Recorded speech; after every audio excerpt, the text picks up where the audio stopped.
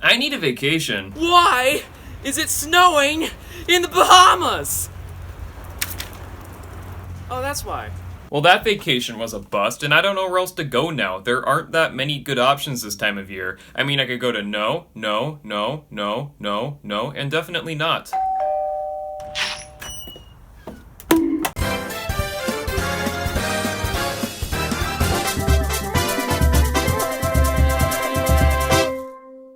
So Super Mario 64. It was great, it was amazing, people loved this game, but after 5 years, fans began asking a certain question.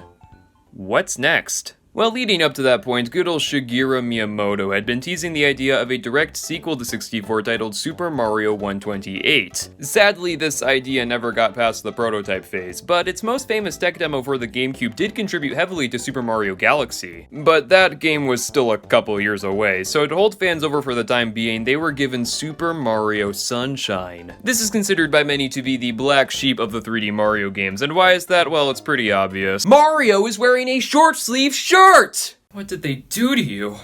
This game also broke the trend of launching Nintendo consoles with Mario games, so poor Nintendo fans at the time had to spend a whole 9 months with a Sunshineless GameCube. They could have each developed a child in that time. What up? Well, it's a good thing I live in the future where we can play Sunshine on our Switches in HD. Yeah, I'll be playing the 3D All-Stars version of Sunshine, which puts the game into widescreen. Why they didn't do this for 64, I will never know. Also, I think it's worth mentioning that at the time of recording gameplay footage for this video, I was playing with a Pro controller because GameCube controller support was not yet added to 3D All-Stars. There is GameCube controller support for this game today, like right now as I speak, and you should definitely play this game with a GameCube controller if you can. Trust me, analog trigger support in Sunshine is something to die for. What? Oh, did you expect me to die in the next clip? Huh? Would that have made the video funnier for you? Huh? No, you're wrong. It's not funny. It's not funny. Death isn't funny. It's not funny! So after being locked in her castle for so long in the previous game, Toadstool, she's Peach now? Are you kidding me? Yeah, Peach decides to go on vacation in Isle Delfino, and is accompanied by Mario and some toads. This one's old for some reason. The plane makes an abrupt landing on the sad sack of an airport. I mean, come on, where's the security? Are you telling me they got through customs this fast? I mean, come on, I wish my experience went this smoothly. Oh, yeah, sure. Yeah, I have no idea how that got in there. Upon arrival, we soon discover that the tropical resort has been graffitied with some magical paint. Mario, being the good Samaritan he is, decides to clean up the goop with this docking super soaker he found that calls itself a flash liquidizer ultra-dousing device. FLUDD. It's implied that this device was made by Professor E. Gadd, you know, like the guy from Luigi's Mansion. I like lore. So after cleaning up the mess, Mario is immediately arrested and put on trial. Wait, what's going on? Oh. You are about to enter the courtrooms of Judge Judith Scheinman. The people are real. The cases are real. The rulings are final. This is Judge... Bullshit! You call this a trial? They literally convicted him on the spot! No defense statement, no Sixth Amendment, hardly any evidence. How the hell did they conclude he's guilty based on that? What did they do, sniff him? They probably sniffed him. Oh, these guys are so stupid. What are they called, piantas? Oh, apparently that's the name of a plant. I'm being incarcerated by plants. So yeah, Mario's being accused of not only the graffiti, but also of stealing the island supply of shine sprites, which are basically this game's power stars. So we gotta do some community service, you know, clean up the island and bring the shine sprites back to where they belong. And as you do this, you may think to yourself, why? Well, you see, that's where Shadow Mario comes in. He's Mario's evil doppelganger who's actually the one responsible for all the vandalism. He likes to pop in every now and then, and when he does, we gotta spray that fully boy down. Hey, I kinda like this plot. It's not the generic Bowser kidnaps Peach story that we've heard over and over again. I'm glad they finally came up with something more original, and Bowser's kidnapping Peach again. They just couldn't help themselves. Okay, to be fair, it was the new character Bowser Jr. who kidnapped Peach this time because he thinks she's his mama. I mean, I've seen worse.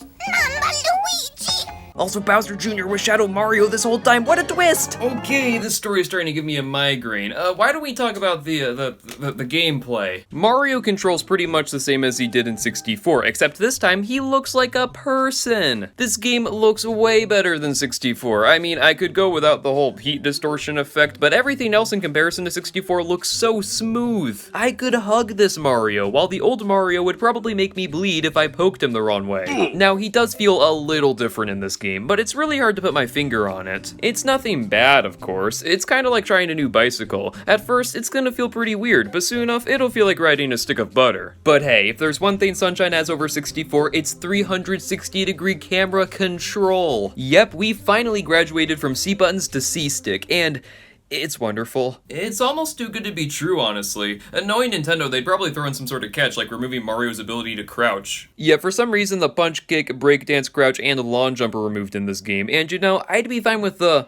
and the being gone, but the lawn jump, now that's just taking it too far. At least Mario can do a spin move in this game, and he can now carry fruit. The dive was also buffed a bit too in this game, and combining it with the FLUDD spray allows you to slide like a penguin. I should probably talk about FLUDD. You see, the developers wanted to make this game more accessible than its predecessor, so they took a Super Soaker and... Whoa. Using FLUDD is pretty self-explanatory, but I'm gonna explain it anyway. First off, you gotta make sure you have some water in your tank to operate FLUDD. This shouldn't be a big issue though. This game takes place on a tropical island. There's water everywhere. If this game took place in a desert, I don't know what Mario would do. He'd probably die. Because, you know, dehydration. With your water, you can choose from a variety of different modes for squirting. The default mode is squirt. It allows you to squirt. The other three modes are chosen via interchangeable nozzles. The main one is the hover nozzle. It allows you to hover for a short period of time. It's pretty handy. This can be swapped out for the rocket nozzle. It allows you to blast off like Team Rocket, hence the name. You can't go too far with it though. We're not on that game yet. And lastly, we got the turbo nozzle. Have you ever seen that one scene from The Incredibles? Yeah, Mario can do that now. Well, these nozzles are cool. You'll mostly be using the hover nozzle. The other two nozzles are almost just as situational as the caps from 64. I kind of wish they made these nozzles upgrades to FLUDD instead of just swapping out the hover nozzle. That probably would have created some huge logistical problems with the level design, but it would have been so cool. Oh my god, is that Yoshi? It's Yoshi! They added Yoshi to this game. Well, he was in 64, but he wasn't rideable. This game, however, not only lets you ride Yoshi, but you can also force him to regurgitate his stomach acids. Nintendo, that's disgusting! He's basically just FLUDD with a ton. You gotta feed him fruit every now and then, or else he'll just disappear on you. Also, sometimes the stomach juices can turn enemies into platforms. Wait, what? Come to think of it, a lot of the enemies in this game look a lot different than they normally do. I mean, this was the time Nintendo was going through its weird experimental phase with its IPs, and Mario was no exception. They had him double dashing, playing basketball with LeBron James, and doing DDR. Oh my god! It's not like I don't like all this weirdness. In fact, I welcome it. It's what made the GameCube fun and quirky after all. But as someone who didn't grow up with all of this and is more used to this, these changes got a bit jarring for me. Like, what does this look like to you? Time's up, it's a Goomba. What? This is like the Alolan variations of Pokemon, but with Mario enemies. Like, guys, just because your game takes place on an island doesn't mean you gotta go around changing the designs of your life forms. Shut up, Darwin! Speaking of islands, this game takes place on one. Whoa, really? And it's shaped like a dolphin, that's cute. Each level takes place on a different part of the island, so if you don't really dig the tropical setting, then I'm sorry, that's kinda all they got. Of course, theming isn't everything. What really matters here is the level design, and there are some parts of it that I really admire, and other parts that just really baffle me sometimes. To start off, the levels in this game are much bigger than they were in 64. While the courses in that game just felt like floating sandboxes at times, the areas in Sunshine actually feel interconnected. Like, if the GameCube had a little extra horsepower, I bet I could probably swim all the way over to Pinna Park if I really wanted to. Once again, the levels are divided up into missions, or episodes as this game calls them. Except this time there is somewhat of an order to which shines you obtain in each area. You can't just grab the shine in episode 7 and call it a day. You have to collect the shines in the previous 6 episodes first. I actually really like this approach. I feel like it adds a story to each area I visit. For example, on Gelato Beach, you have to help the residents protect their sacred egg, which eventually hatches into a giant sandbird in episode 4. In Noki Bay, the locals are trying to figure out why their water is so polluted, and to help out, you spend each episode testing their hypotheses to narrow down the cause of the problem. Ordering the shines like this makes me feel like my actions have an impact on this game's world, and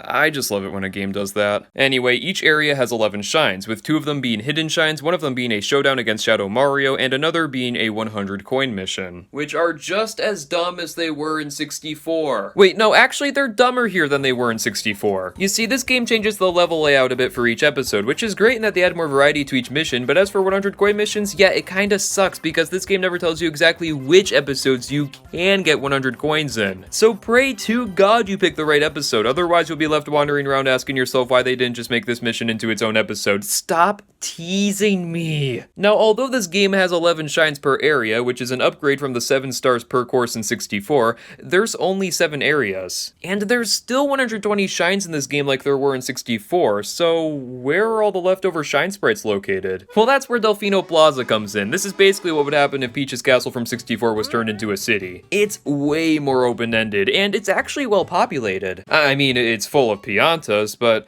hey, it's a start. This one's on fire for some reason. Hey, you know, there's an ocean, like, right next to you. You could go jump in there. It wouldn't hurt. You're a what? Ah! Also, did I mention that some of the shine sprites in this game are dumb?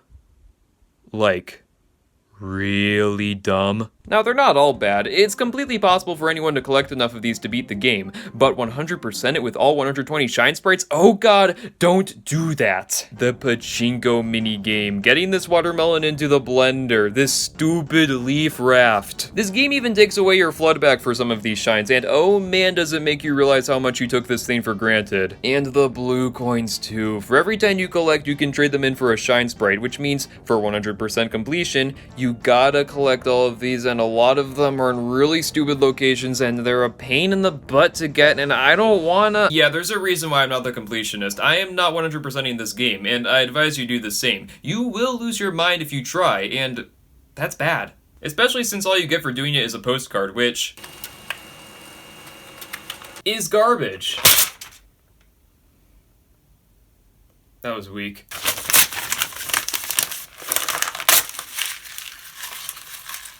I feel like this game gets a bad rap for its ridiculous 100% requirements. Like, guys, you don't have to 100% a game to fully enjoy it. You can play Sunshine as much as you want before visiting Bowser. Mario!